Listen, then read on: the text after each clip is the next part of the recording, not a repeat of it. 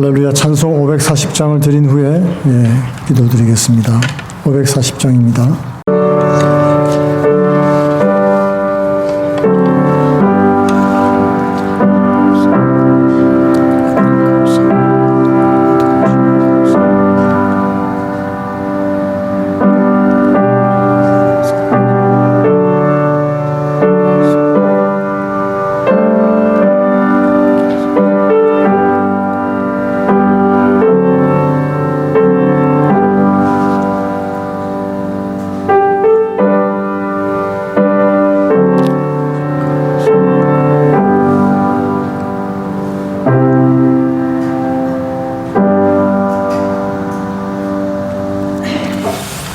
할렐루야. 여러분 반갑습니다. 오늘 주시는 하나님 말씀은 로마서 3장 1절 2절 말씀이 되겠습니다. 신약성경 로마서 3장 1절 2절 말씀이 되겠습니다. 우리 다 같이 한 목소리로 한번 읽어보도록 하겠습니다. 그런즉 유대인의 나음이 무엇이며 할례의 유익이 무엇이뇨? 범사에 많으니 첫째는 저희가 하나님의 말씀을 맡았음이니라. 아멘. 오늘 이 본문 말씀으로 계시로 주신 말씀의 유익이란 제목으로 은혜를 나누기를 바랍니다. 우리 기독교를 계시의 종교 그렇게 얘기를 하죠. 계시는 보통 두 가지로 나눕니다. 일반 계시가 있고 특별 계시가 있습니다. 일반 계시는 자연계를 통해서 자연계를 살펴보면 사람들이 하나님을 알만한 것들을 심어 놓으셨다는 것입니다. 그래서 이 자연계를 잘 살펴보면 하나님의 손길과 호흡을 느낄 수가 있습니다. 그런데 사람들은 이 자연계를 보니까 뭔가 신적인 존재는 느껴지기는 하는데 잘 모르지 않습니까? 잘 모르니까 큰 산이나 바다나 태양이나 일월성신이나 그런 것들을 섬기기 시작하는 거죠. 그 하나님은 인류가 그렇게 되기를 원치 않으시던 겁니다. 세월이 흐르면서 하나님이 점점 잊혀지니까 하나님께서 특별한 계시를 사람들에게 내려주었습니다. 그것이 바로 인간의 언어로 하나님의 뜻을 알린 것입니다. 이 계시의 말씀인 것이죠. 문제는 하나님의 계시의 말씀을 이 사람들이 믿지를 못한 것입니다. 믿지를 않으니까 아무런 유익이 없지요. 그리고는 다들 엉뚱한 데서 가가지고 계시를 받으려고 하고 있는 것입니다. 사도 바울도 그 고충을 고백했습니다. 복음을 전할 때는 그렇게 안 믿더니 다른 거짓 복음, 엉터리, 철학 사조를 전하니까 그냥 너무나 쉽게 받아들인다는 거죠. 프랑스에 UFO 연구단체가 있습니다. 나라에서 지원해주는 단체인데 우주센터 같은 것입니다. 그래서 우주로 메시지를 보내고 받는 송수신 장치가 있습니다. 거대한 이런 원반 같은 것이 있어서 무슨 시그널이나 신호를 받아버리고 애를 쓰는 것입니다. 지구에 인류를 심어놓은 창조주 마이트레아가 나타나서 지구를 위기에서 구해주기를 간절히 원한다는 거예요. 아직까지 아무런 응답이 없습니다.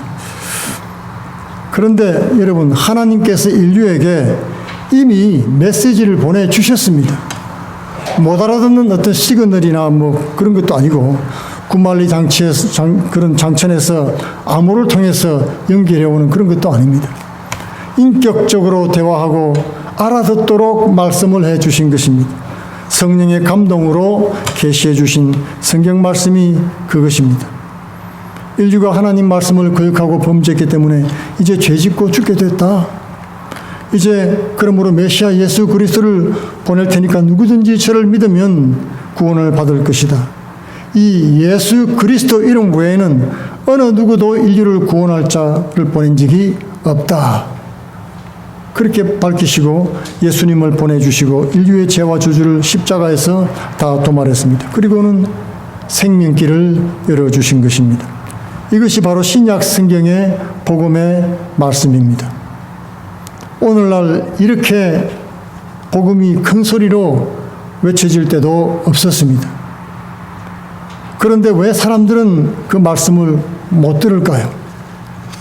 계시된 이 하나님 말씀이 구원이 되고 내게 유익이 되기 위해서는 그것이 나와 상관이 있는 말씀으로 들어야 되는 것입니다. 사람들은 하나님 말씀을 들을 때 나와는 상관이 없는 말씀으로 듣는다는 거죠. 내가 듣고 싶은 내용이 아니기 때문에 그렇습니다. 그러니까 그저 광야에 외치는 자의 소리와 같습니다. 소리는 그저 흩어져 갈 뿐이죠. 사람들은 자신이 좋아하거나 취향에 맞는 것만 보고 듣고 살아갑니다. 보기 싫고 듣기 싫은 얘기는 나와 관계없어 하죠. 그리고는 거부하고 피하는 것입니다. 반면에 우리가 좋아하는 영화, 좋은 영화를 보면 쉽게 감동을 받고 영향을 받는 것을 볼 수 있습니다. 그 이유는 영화 속에 있는 인물과 사건과 나와 쉽게 연관을 시키기 때문에 그래요. 연속극 같은 것을 보고 사람들은 눈물 짓고 울죠. 왜 그렇습니까? 저 사람 얘기가 내 얘기다. 저 사람의 슬픔이 내 슬픔이라는 것을 연결시키고 관계성 가운데서 느끼기 때문에 그런 것입니다. 사람들이 꾸미는 얘기를 보고도 쉽게 연관을 시켜서 감동을 받을 수가 있는 것입니다. 그런데 진실이고 사실인 성경 말씀은 단순히 옛날 얘기다.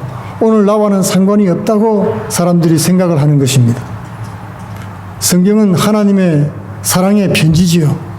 하나님이 우리를 얼마나 사랑하시며 그리고 우리를 구원하기를 원하시는지 절절한 사랑이 묻어있는 사랑의 편지인 것입니다. 그것을 나와 상관이 없다고 읽으니까 아무런 감동이 없습니다. 하나님께서 이스라엘 백성에게 말씀을 주실 때 이 문제를 지적하셨어요. 이 계시해 주신 말씀이 유익이 되려면은 쇠기의 갱읽기처럼 듣지 말고 첫 번째로 하나님의 말씀을 들을 때 자신에게 주신 메시지로 들으라는 것입니다. 신명기 5장 2, 3절에 보면 우리 하나님 여호와께서 호렙산에서 우리와 언약을 세우셨나니 이 언약은 우리 열조와 세운 것이 아니고 오늘 여기에 살아있는 우리와 세운 것이라고 말씀했습니다. 모세가 40년 전에 40일 금식하면서 호렙산에 올라가서 십계를 받았지요. 그리고 말씀을 받은 첫 세대들은 불신앙 때문에 광야에서 다 죽고 말았습니다. 이제 그 후손들에게 말씀을 주면서 이 언약은 우리 열조와 세운 것이 아니다라고 그렇게 말씀하신 거예요. 이 말을 직역하면은 하나님이 언약을 우리 아버지들과 세우지 않았다. 그런 뜻이에요. 분명히 아버지 세대하고 세웠지요. 그 자녀들은 어리거나 아직 태어나지도 않았던 때입니다. 그런데 그렇게 말하고 있지 않다는 거죠. 이 말씀은 하나님 약속의 말씀이 과거의 열조와 관계가 없다 그런 말씀이 아니고 언약의 효력이 아직 끝나지 않았다는 뜻입니다. 그 효력이 동일하다는 말입니다. 지금도 그 말씀의 효력이 후손들에게 유효하다는 말씀인 것입니다. 하나님 말씀이 출애굽 세대에게 주어진 것이지만 광야 태생에게도 주어지고 오늘 우리에게도 주어진 말씀이라는 그 뜻입니다. 과거의 말씀이 아니고 지금 나에게 주신 말씀이다 그런 뜻입니다. 아담의 범죄가 온 인류에게 그리고 나에게 전가된 것처럼 이제 하나님의 약속과 구원의 말씀도 이스라엘에게 뿐만 아니고 오늘 우리와 나를 위해서 세우신 말씀이라는 것입니다. 이 언약은 여호와께서 우리 열조와 세운 것이 아니요 오늘날 여기 살아있는 우리와 세운 것이다. 여기란 말은 십계명을 받은 그 시내산 호렙산이 아니고 이세들의 모세의 설교 말씀을 듣고 있던 모압 동편 땅을 말하는 것입니다. 분명히 십계명은 시내산에서 받았는데 여기 모압에서 주신 말씀이라는 것입니다. 약속이라는 거죠. 그러므로 여러분 하나님은 말씀 듣는 이 자리가 굉장히 중요한 것입니다. 그 말이 뭐 과거의 말이냐 언제 말이냐 그것이 중요한 것이 아니란 뜻입니다. 지금 여기에서 하나님이 나에게 주신 말씀이다 그런 뜻이에요. 말씀을 듣는 그 장소가 하나님과 언약을 맺는 장소가 되는 것입니다. 지금 이 자리에서 듣는 말씀을 믿지 못하고 유익이 되지 못하면 죽은 자가 살아와서 말씀을 전해도 믿지 못하게 되는 것입니다. 로마서 7장 1절 말씀의 계약은 당사자가 죽으면 효력이 없어지죠. 살아있을 때 효력이 있는 것입니다. 그래서 남편 있는 여자가 다른 남자에게로 가면 음부가 되죠. 음란한 여자가 되는데 남편이 죽고 나면 이 결혼 관계가 깨어지기 때문에 다른 남자에게 가도 음부가 되지 않는 것입니다. 그러나 하나님은 죽지 않고 살아계시기 때문에 지금도 이곳에 계시기 때문에 약속하신 말씀은 효력이 있다는 말씀인 것입니다. 살아있는 우리와 세우신 언약입니다. 우리는 지금 살아있지요. 그리고 하나님도 살아계십니다. 하나님은 죽은 자의 하나님이 아니고 산 자의 하나님이라고 증거하셨습니다. 요한복음 17장에 보면 십자가 지시기 전에 예수님께서 제자들을 위해서 중보기도하는 대목이 나오죠. 그런데 20절에 보면은 이런 말씀이 있습니다. 내가 비옵는 것은 제자들만을 위한 것이 아니요 제자들을 인하여 나를 믿는 사람들을 위한 것이니, 그렇게 분명히 말씀했죠. 예수님의 중보기도도 예수 믿는 사람들과 나를 위해서 드리신 기도였다는 것입니다. 제자들만을 위한 것이 아니었습니다. 유대인들은 하나님의 말씀을 맡은 사람들이었습니다. 그 말씀을 먹고 마시면 생명을 얻고 영생하는 그런 말씀이었죠. 말씀이 육신이 되어 우리 가운데 나타나신 예수님께서 수전절에 성전에서 말씀하셨습니다. 누구든지 목마르거든 내게로 와서 마시라. 내가 주는 물은 마시는 자는 다시는 목마르지 아니하고 그 속에서 솟아나는 생수가 솟아나는 샘물이 될 것이라고 말씀했습니다. 말씀을 맡은 유대인들은 그 말씀이 나에게 주신 것으로 받아야 됐습니다. 그런데 그러지 못했죠. 두 그룹이 있었습니다. 그 당시에 주의 말씀을 나에게 주신 말씀으로 믿고 온전히 행하려고 한 사람들이 있습니다. 그 사람들은 말씀을 행하려고 하다 보니까 한계를 느끼죠. 아, 나는 연약하구나. 말씀대로 살 수가 없는 죄인이구나. 그런 겸손한 회개하는 마음이 되어서 결국 예수님의 복음을 받아들이게 됐습니다. 또 다른 무리가 있는데 말씀을 알기는 아는데 많이 아는 것으로 만족하고 교만하게 행했기 때문에 예수 그리스도의 복음을 결국 받아들이지 못했던 것입니다. 말씀이 나와 상관이 없기 때문에 아무런 유익이 되지 못했다는 것입니다. 예수님도 광야에서 40일 동안 금식하신 후에 마귀에게 시험을 당하셨죠. 하루만 못 먹어도 힘이 빠지고 그죠? 허기가 지고 죽을 것 같습니다. 그런데 40일 금식을 한 후에 돌로 떡을 만들어 먹으라고 유혹할 때 얼마나 유혹을 받았겠습니까? 그때 예수님은 사람이 떡으로만 사는 것이 아니요 하나님의 입에서 나오는 말씀으로 사는 것이라고 응답했습니다. 그 어려운 순간에 예수님은 말씀을 택했습니다. 예수님께는 하나님 말씀이 더 중요했다는 것이지요. 예수께는 하나님 말씀이 피와 살이고 하늘에서 내리는 만나였던 것입니다. 이 말씀을 성경에는 레마라고 표현을 했습니다. 신약 성경에 이 말씀이라고 번역하는 헬라에는 두 가지가 나와 있습니다. 우리말로는 진리, 절대자, 하나님 뭐 그런 뜻입니다. 로고스라는 말과 레마라는 말을 사용하고 있는데 요한복음 1장 1절에 태초에 말씀이 계시니라 할 때 이 말씀은 말씀 자체가 로고스라는 뜻입니다.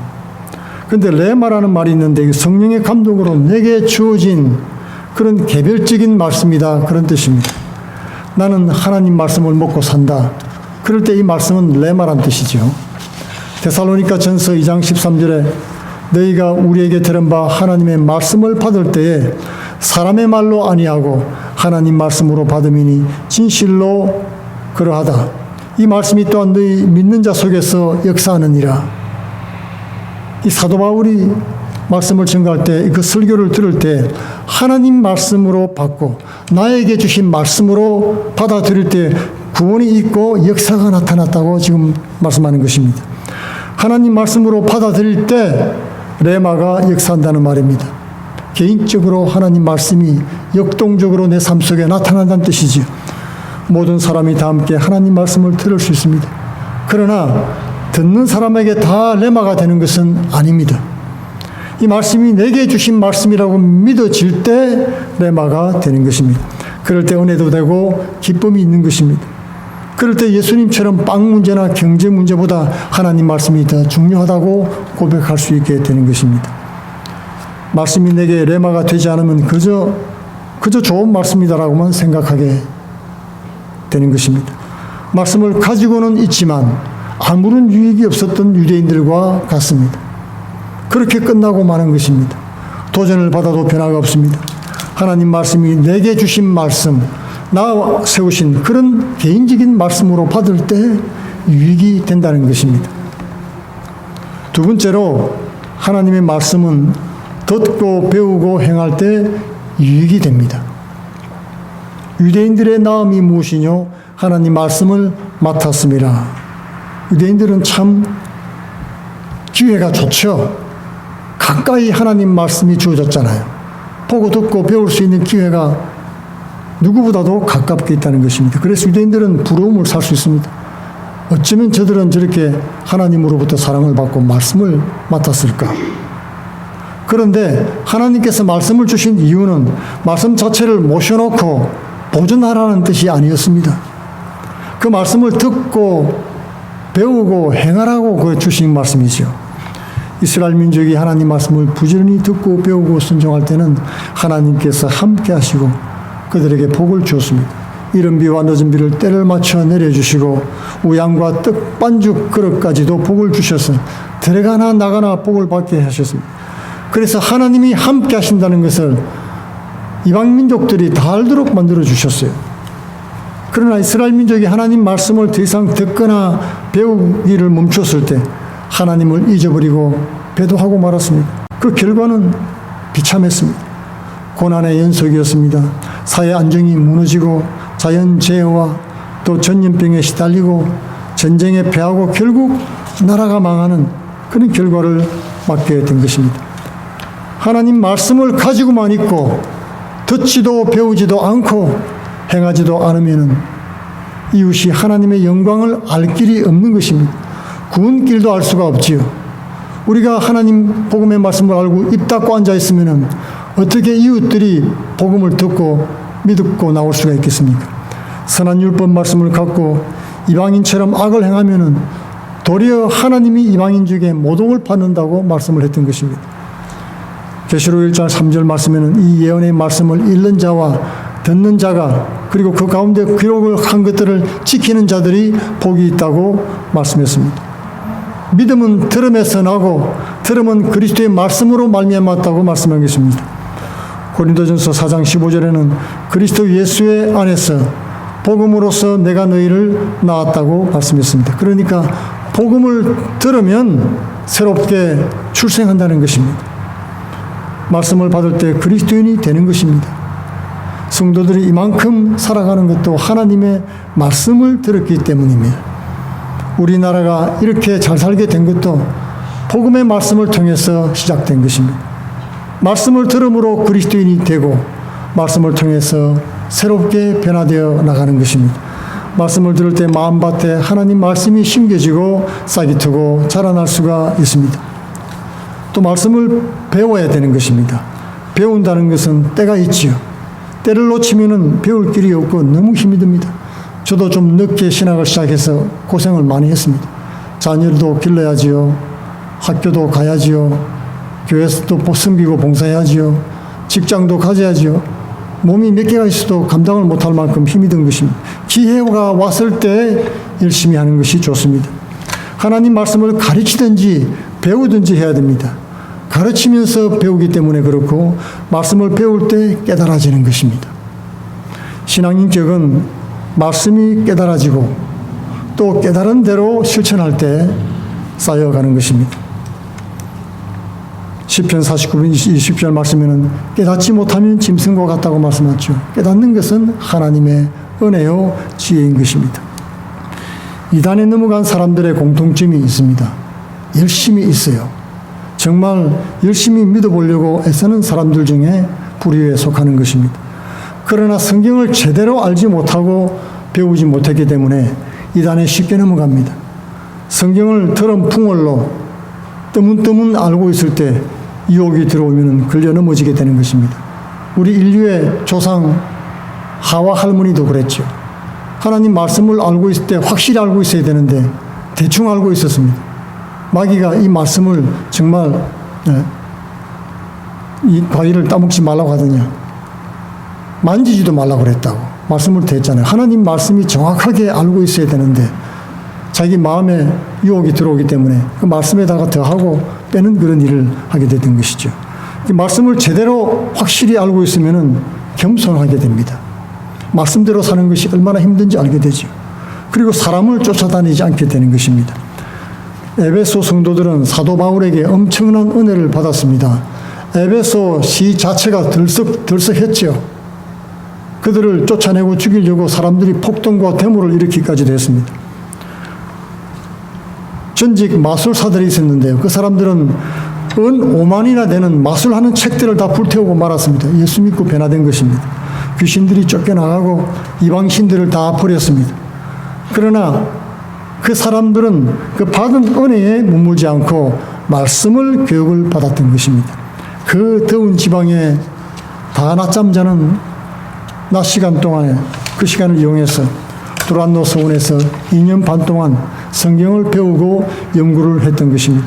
그리고 바울은 에베소 교회를 진리의 말씀께 맡기고 떠나갔던 것입니다. 그 후에 계시록 말씀에 보면 에베소 교회 얘기가 나옵니다. 계시록 2장 2, 3, 3절에 이런 말씀이 있습니다. 내가 내 행위와 수고와 내 인내를 알고 또 악한 자들을 용납지 아니한 것과 자칭 사도라 하되 아닌 자들을 시험하여 그 거짓된 것들을 내가 드러낸 것과 또 내가 참고 내 이름을 위하여 견디고 게으르지 아니한 것을 아노라. 에베소 성도들은 거짓 사도와 가르침을 분별해 냈습니다. 그리고 교회를 이단으로부터 지켜낸 것을 주님께서 칭찬하신 것입니다. 듣고 배우는 것은 행하기 위해서죠. 만약에 듣고 배운 다음에 행하지 못하게 되면 교만하게 되는 것입니다.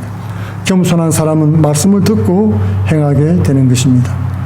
유대 당국자들이 예수님을 메시아로 받지 못한 것은 그들이 말씀을 가르치기만 하고 자신은 행하지 않았기 때문에 교만해졌기 때문에 그런 것입니다. 마귀의 시험에 걸려들은 것입니다. 다윗 왕은 하나님 말씀을 듣고 배우며 순종하기를 즐거워했던 사람이었습니다. 주의 기름 부은 왕을 해하지 말라는 말씀을 듣고 여러 차례 생명의 위협을 받고서도 순종했습니다. 사울 왕을 죽일 수 있는 기회가 있었는데도 살려줬던 것입니다. 하나님의 명령이었기 때문에 그렇습니다. 배은망덕한 부자 나발을 해치러 갔습니다. 그 나발이 농사 짓고 목양하는 걸 도와주고 강도떼들로부터 지켜준 것이 얼마나 몇 번인데 그 굶주린 군사들이 조금 음식을 구걸했는데 거절했던 것이죠. 분노하고 괘씸하게 생각했던 군사들이 다윗과 함께 그를 죽이러 갔습니다. 그때 주의 종이 불의한 살인을 해서는 안 됩니다. 그렇게 말하는 아비가일의 말을 듣고 순종하면서 돌이켰던 것입니다. 군대가 한 여인의 말을 듣고 돌이킨다는 것은 권위에 손상이 올 수도 있는 위험한 일입니다. 지금 나발을 치면은 그 가진 소유를 다 뺏을 수가 있어요. 군대가 한동안은 먹고 사는 걱정할 것이 없는 것이 해결되는 것입니다. 그런데 말씀에 맞기 때문에 사도 다윗은 순종하면서 돌이켰습니다. 또 다윗은 나단 선지자로부터 책망을 들었죠. 우리아를 죽이고 그 아내를 빼앗은 것이 불의하다 책망을 하자 그는 즉시 돌이키고 회개했습니다. 시편 119편 97절에는 다윗은 이렇게 고백합니다. 주여 내가 주의 말씀을 사랑하나이다. 내가 주의 말씀을 종일 묵상하나이다. 주의 말씀이 항상 나와 함께 있나이다. 그래서 나는 운수보다 지혜롭나이다. 그렇게 고백했던 것입니다. 그는 주의 말씀이 내게 능력이 되고 보호자가 되고 인도자가 되어서 운수를 이기는 힘이라는 것을 알고 있었던 것입니다. 하나님 말씀을 사랑하는 것은 하나님을 사랑하는 것입니다. 말씀을 듣고 배우며 순종할 때 약속한 복을 받게 되는 것입니다. 사도행전 5장 29절에는 사도 베드로가 공회 앞에서 우리가 사람들 말을 듣는 것보다 하나님 말씀에 순종하는 것이 마땅하다고 담대히 증거했지요. 또 다윗은 시편 40편 8절 말씀에서 내가 주의 뜻 행하기를 즐기오니 주의 법이 나의 심중에 있다고 말씀했던 것입니다. 하나님 말씀을 행하기를 얼마나 즐거워했으면 말씀이 심중에 있다. 말씀을 달달 외우고 있었다는 뜻이지요. 날마다 말씀을 외우면서 그 말씀을 행하기를 즐거워했다는 것입니다. 주의 말씀이 어찌 그리 단지요. 성령과 은혜가 충만한 사람은 하나님 말씀이 달다고 고백하는 것입니다. 그럴 때 세상을 이기고 죄악도 이기고 나도 이기고 승리의 삶을 살 수 있게 되는 것입니다. 말씀에 순종함이 없으면 믿음에 진보가 없습니다. 요즘에 미국의 최신의 핵항공모함 로널드 레이건호가 남중국해로 들어갔습니다. 이 항공모함은 아주 거대한 성과 같은 배지요.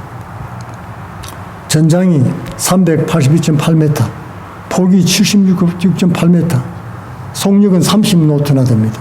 56km입니다. 시속 56km죠. 그리고 원자로 2기가 있는데 한 번 채우면은 항속거리가 무제한입니다. 20년간을 바다 위를 떠다닐 수 있습니다. 성조원은 선박에는 3,200명, 항공요원으로 2,480명, 토탈 5,680명이 타고 있습니다. 함재기는 90대, 그리고 헬기도 실려 있고, 높이는 13층 높이입니다. 62.9m. 비행 갑판은 축구장 3배 크기나 됩니다. 하루 소요경비는 100만 불이 넘습니다. 모토는 Peace for Strength, 힘을 통한 평화란 모토를 가지고 있습니다. 무적 함대지요. 그런데 이 항공모함이 갈 때 혼자 가는 것이 아니에요. 여러분 자세히 보면은 플리트라 그래가지고 배들이 따라가는데 제일 앞에 핵 순양함이 따라간다고 하는 것입니다. 그 양쪽으로 구축함이 7, 8대가 따라갑니다. 그리고 잠수함 2대가 바다 밑으로 동시에 같이 가는 것입니다. 그런데 이 거대한 핵 항모를 움직이는 것은 맨 앞에 있는 핵 순양함이라는 거예요. 이 순양함이 안에서 적의 동태를 다 파악하는 것입니다. 모든 통신을 감청합니다. 방 안에서 통화하는 것까지 다 잡아내는 그런 수준이라는 겁니다. 이 순양함의 안내 없이는 항공모함이 작전을 할 수가 없다는 것입니다. 우리 성도들도 영적 전투에 이기기 위해서는 하나님 말씀으로 안내를 받아야 됩니다.